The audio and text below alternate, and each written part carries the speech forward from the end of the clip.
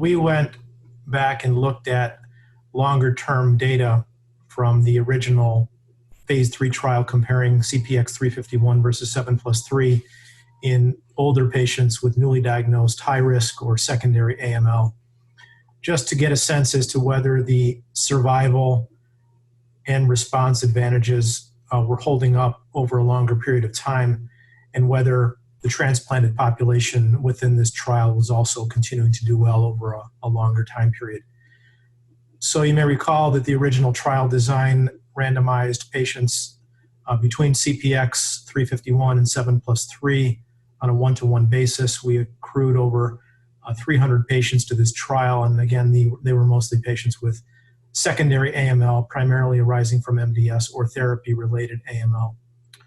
And this was in a population of patients that was over age 60. So an important consideration in this trial. And of course, the primary results of the trial demonstrated an overall survival advantage that favored CPX-351 over 7+3.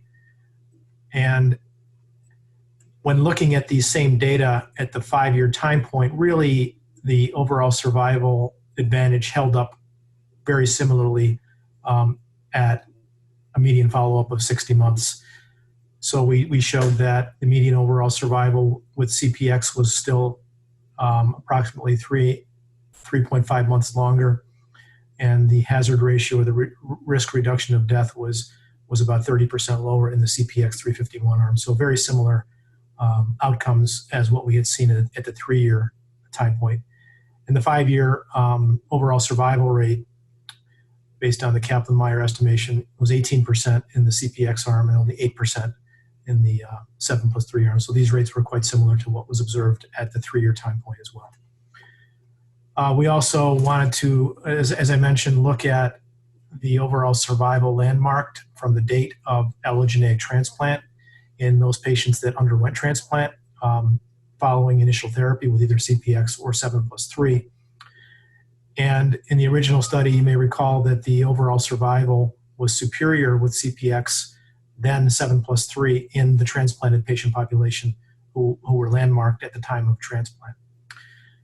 These data continued to hold up quite well at the 5-year time point, where we observed a median survival that had, again, not yet been reached in the CPX arm, and about 10 months in the 7+3 arm, with a hazard ratio for risk of death reduction by about 50%, favoring the CPX-351 treated patients. Again, those patients that had undergone allogeneic transplant following initial therapy with either CPX or 7+3.